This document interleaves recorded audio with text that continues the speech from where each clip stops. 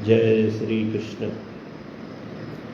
सच्चिदानंदरूपाय विश्वोत्पत्त्यादिहेतवे तापत्रय विनाशाय श्रीकृष्णाय वयं नमः।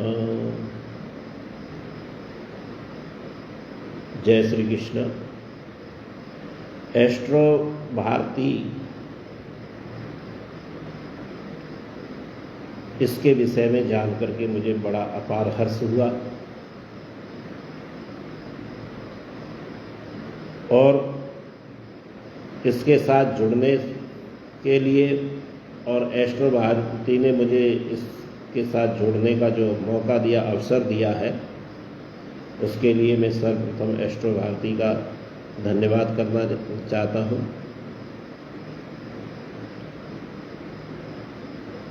एस्ट्रो भारती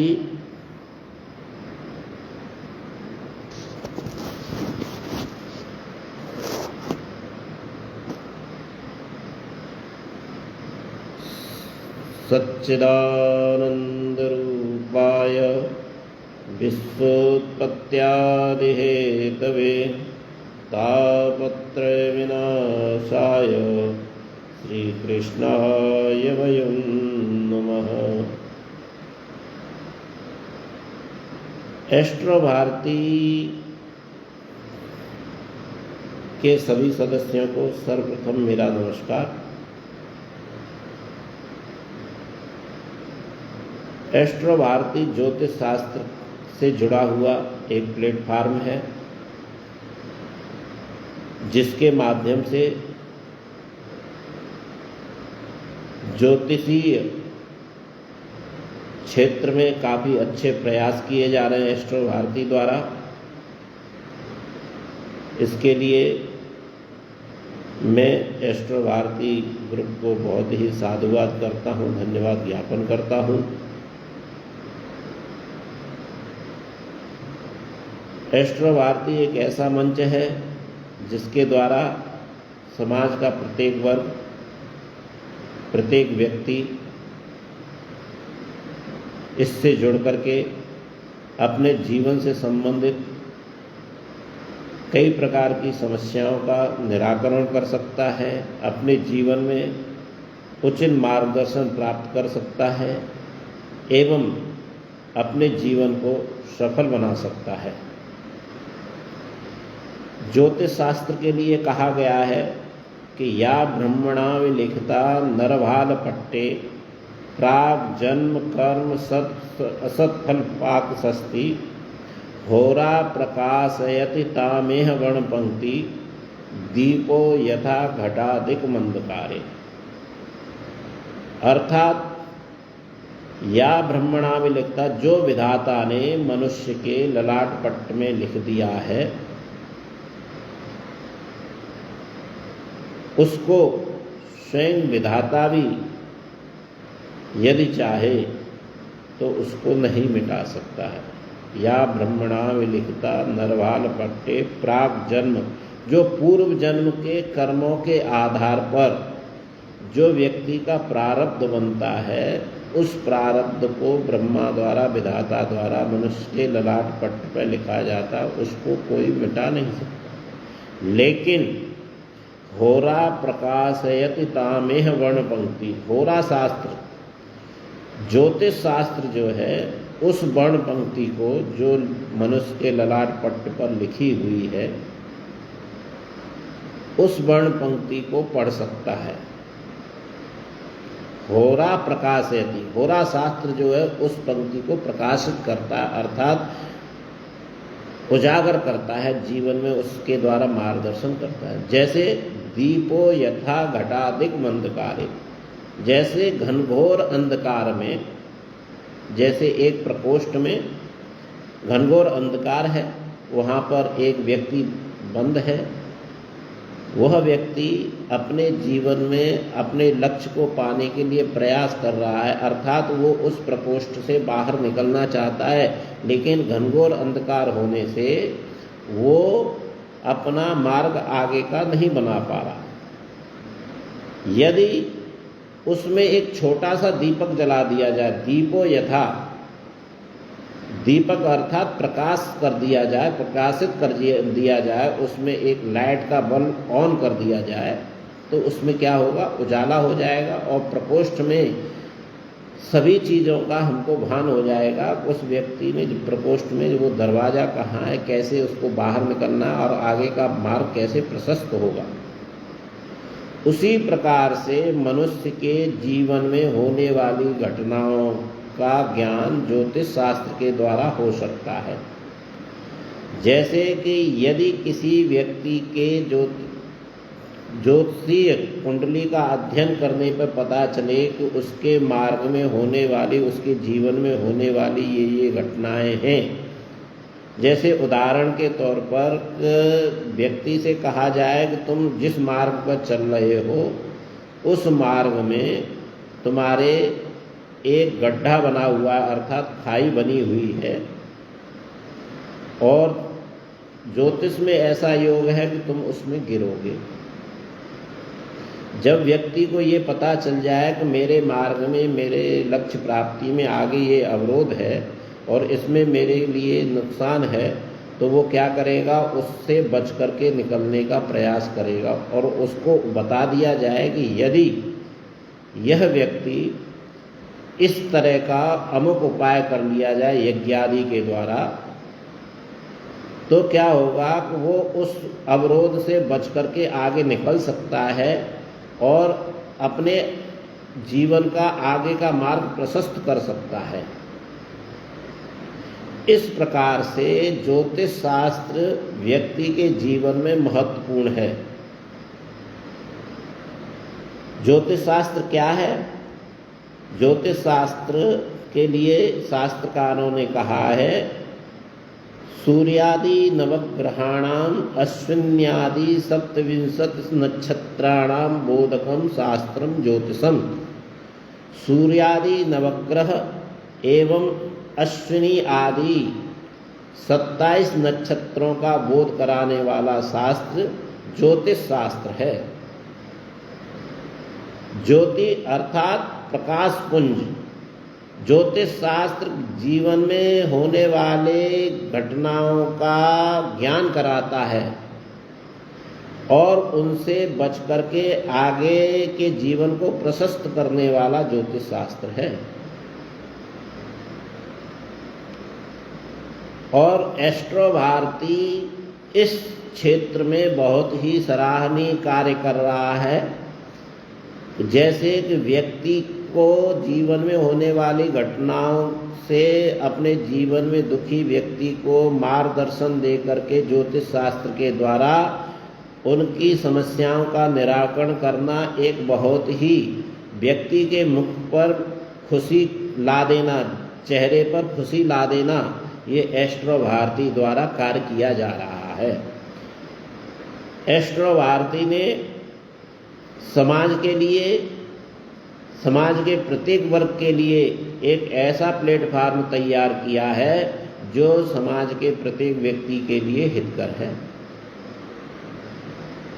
मैं इस एस्ट्रो भारती प्लेटफार्म के साथ जुड़ करके अपने आप को गौरवान्वित महसूस कर रहा हूँ और मैं एस्ट्रो भारती के साथ मिल करके इस सामाजिक कार्य में मैं उनका साथ देना चाहता हूँ और मैं सामाजिक दायित्वों को निभाना चाहता हूँ, समाज के प्रत्येक वर्ग की सेवा करना चाहता हूँ और मेरे द्वारा ज्योतिषीय कंसल्टेंसी, फलादेश इत्यादि कर करके मैं एस्ट्रो भारती के कार्य में सहयोग करना चाहता हूँ।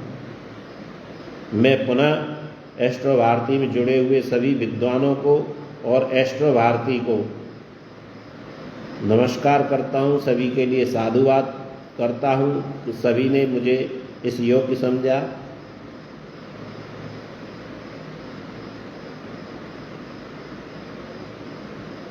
ज्योतिष शास्त्र में मैं बताना चाहूँगा कि व्यक्ति के लिए किस तरह से महत्वपूर्ण है। ज्योतिष शास्त्र में सामान्य तौर पर जब कुंडली के माध्यम से अध्ययन किया जाता है, किसी व्यक्ति की कुंडली का जब हम अध्ययन करते हैं तो सर्वप्रथम उसकी जन्म दिनांक, जन्म समय और जन्म स्थान के आधार पर एक कुंडली का निर्माण किया जाता है। उस कुंडली निर्माण के माध्यम से लग्न निर्धारित होती है और लग्न के साथ साथ कुंडली में 12 भावों की स्थापना होती है। वे 12 भाव जीवन के प्रत्येक क्षेत्र से संबंधित होते हैं। जैसे कि लग्न के माध्यम से व्यक्ति के स्वास्थ्य इत्यादि का, शारीरिक सुख दुख का विचार किया जाता है। प्रथम भाव को, लग्न भाव को तन भाव कहा गया है, अर्थात तन मतलब शरीर, शारीरिक सुख दुख के विषय में विचार किया जाता है। लग्न से जो द्वितीय भाव होता है, उस द्वितीय भाव को धन भाव कहा जाता है, अर्थात उस कुंडली के माध्यम से व्यक्ति के जीवन में कितना धन धान्य इत्यादि की स्थिति रहेगी, आर्थिक क्षेत्र उसका कैसा रहेगा, एवं व्यक्ति के जीवन में किस किस प्रकार की स्थिति आर्थिक क्षेत्र में रहेगी, इसका विचार किया जाता है। साथ ही द्वितीय भाव से नेत्र इत्यादि का, विद्या इत्यादि का भी विचार किया जाता है। लग्न से जो तृतीय भाव है, उस भाव को सहज भाव कहा जाता है। सहज अर्थात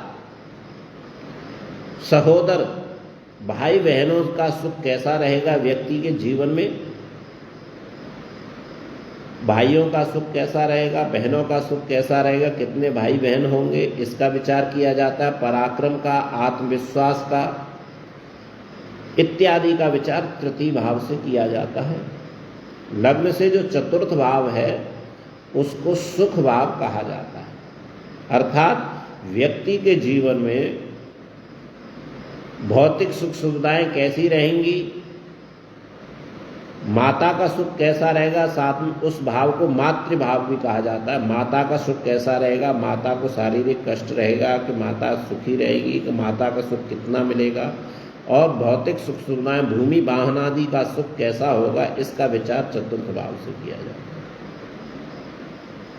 है। लग्न से पंचम भाव जो है सुत भाव, विद्या भाव कहा जाता है, अर्थात यह कह सकते हैं कि व्यक्ति के जीवन में विद्या का क्षेत्र कैसा होगा, किस किस विषयों की, किन किन विषयों की वो शिक्षा का अध्ययन करेगा, बौद्धिक क्षमता कैसी रहेगी, उसकी स्मरण शक्ति कैसी रहेगी, संतान सुख कैसा रहेगा, इन सब का विचार पंचम भाव से किया जाता है।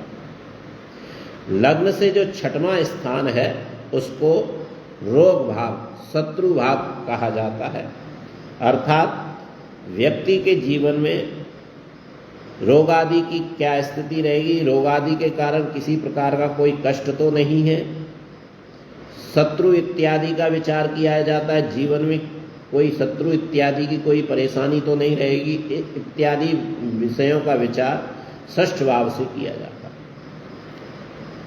लग्न से जो सप्तम स्थान है, उसको जाया भाव कहा जाता है, अर्थात व्यक्ति के जीवन में जीवन साथी, धर्म पत्नी का स्थान कैसा रहेगा, उनका सुख कैसा रहेगा, इन सब विषयों का विचार सप्तम भाव से किया जाता है। लग्न से अष्टम स्थान आयु का स्थान है, जिससे व्यक्ति के जीवन में आयु का निर्णय किया जाता है। व्यक्ति की कितनी आयु रहेगी, जीवन में किसी प्रकार का कष्ट तो नहीं है, लुप्त धन का, गुप्त विद्याओं का विचार अष्टम भाव से किया जाता है। नवम भाव को से भाग्य का, धर्म इत्यादि का, सामाजिक स्थितियों का विचार नवम भाव से किया जाता है। किन्हीं किन्हीं आचार्यों के मत में पिता का सुख, पिता का लाभ, पैतृक संपत्ति का लाभ, भाग्योदय इत्यादि नवम भाव से किया जाता है, और किन्हीं किन्हीं आचार्यों के मत में दसम भाव से भी पिता के सुख का विचार किया जाता है। लग्न से जो दशम स्थान है वो कर्म भाव कहलाता है, आजीविका का, व्यवसाय का। व्यक्ति के जीवन में वो आजीविका किस प्रकार से अर्जित करेगा, कार्य क्षेत्र कैसा रहेगा, वो सर्विस करेगा या व्यवसाय करेगा, इत्यादि विचारों का जो है विचार दशम भाव से किया जाता है। कुंडली में लग्न से जो एकादश 11वां स्थान है उसको आय का भाव कहा जाता है, बड़े भाई का भाव कहा जाता है, अग्रज सुख। अर्थात जीवन में आमदनी का स्रोत कैसा रहेगा, बड़े भाइयों का विचार कैसा रहेगा, बड़े भाई का सुख कैसा होगा, इत्यादि के विचार 11 में एकादश भाव से किया जाता है। और लग्न से द्वादश स्थान जो है व्यय भाव कहलाता है। अर्थात व्यक्ति के जीवन में व्यय की क्या स्थिति रहेगी, किस प्रकार से वो व्यय करेगा, उसकी यात्राएं कैसी होंगी, यात्रा इत्यादि का विचार किया जाता है। नेत्र सुख का विचार किया जाता है।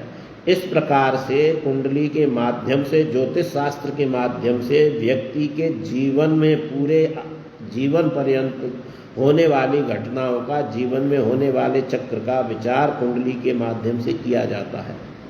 और कुंडली द्वारा उनकी जीवन में होने वाली समस्याओं का निराकरण करके व्यक्ति को एक सुखी जीवन जीने का मार्गदर्शन दिया जाता है ज्योतिष शास्त्र के माध्यम से। अतः ज्योतिष शास्त्र व्यक्ति के जीवन में बहुत ही महत्वपूर्ण भूमिका निभाता है। और एस्ट्रो भारती इस क्षेत्र में बहुत ही अच्छा कार्य कर रहा है। एस्ट्रो भारती द्वारा समाज को एक बहुत ही अच्छा प्लेटफार्म दिया गया है। इसके लिए मैं पुनः से एस्ट्रो भारती को साधुवाद देता हूँ, धन्यवाद देता हूँ। और इन्होंने मुझे अवसर प्रदान किया है। मैं निरंतर एस्ट्रो भारती के साथ जुड़ करके सेवा करना चाहता हूँ। इन्हीं शब्दों के साथ मैं अपनी वाणी को विराम देता हूँ और सभी को जय श्री कृष्ण।